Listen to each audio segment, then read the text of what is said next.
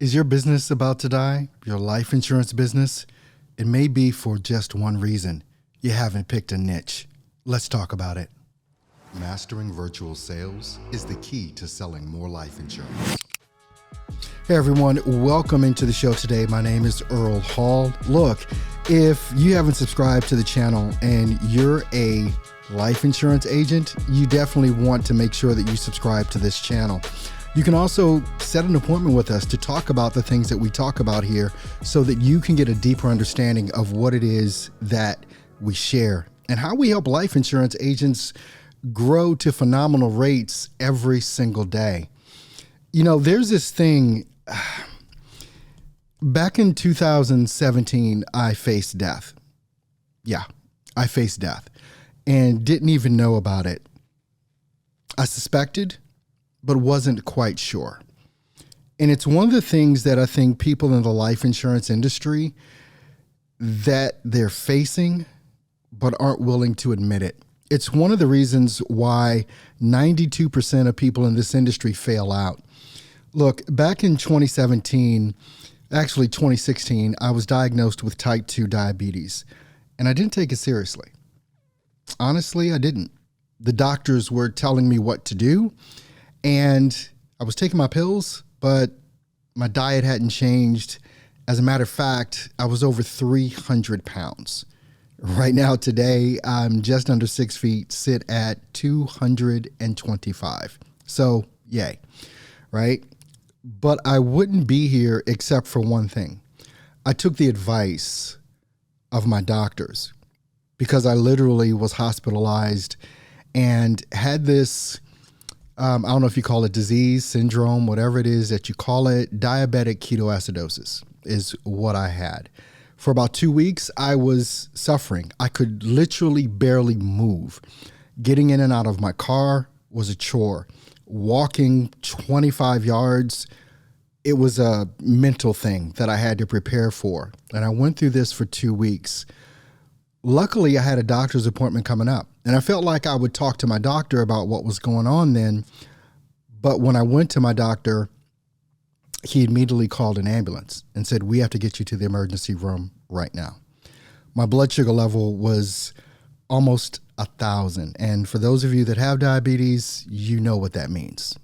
I was right on the brink of death.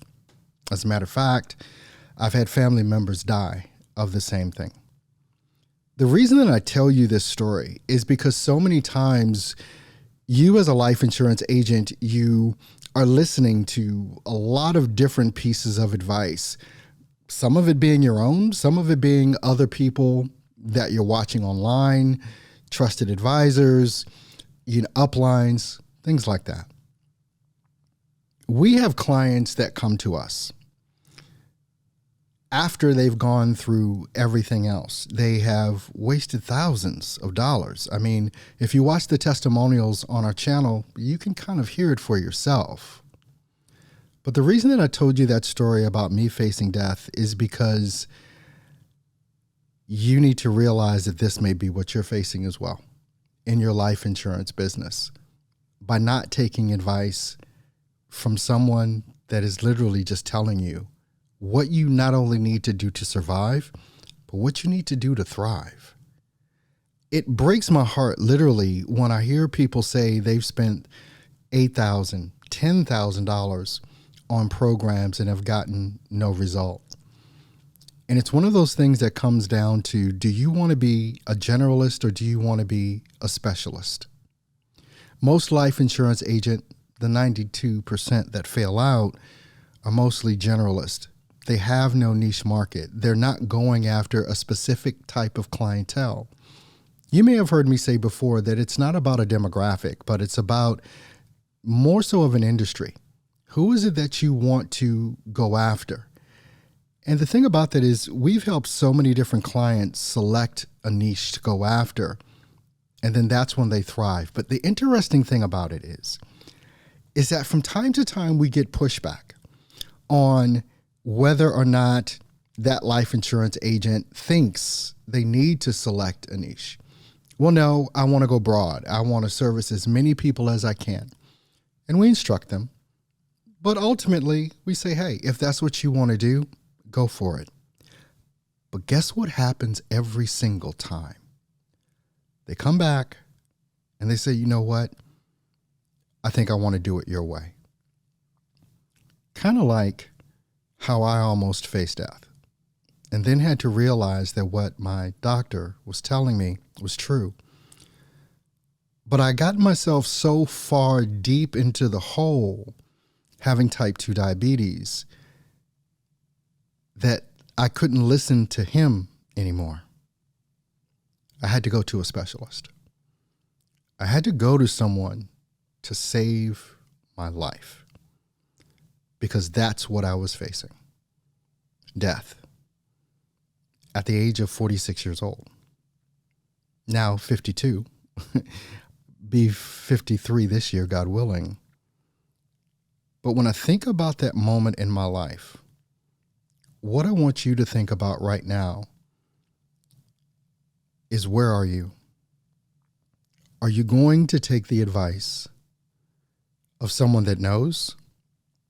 Someone that at this point has helped over 400 life insurance agents come to the realization that how they're doing things can probably be done better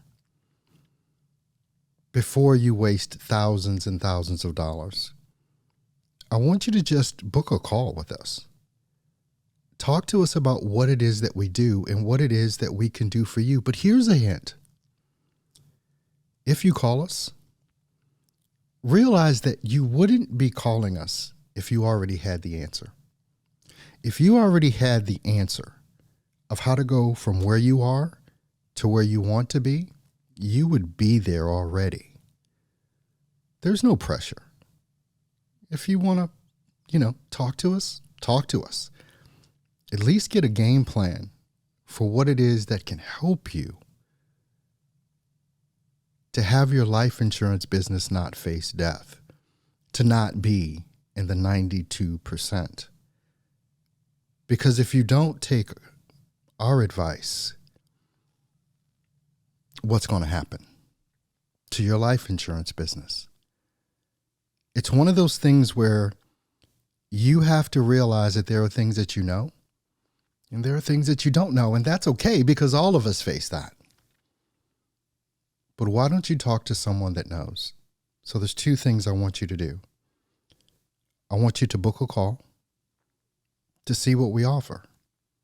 No pressure. You may not even be a good fit for us. We may not be a good fit for you. And also, I want you to subscribe to this channel, because here, we're just going to tell you the truth. I want to thank you for joining me today, and I'll see you next time.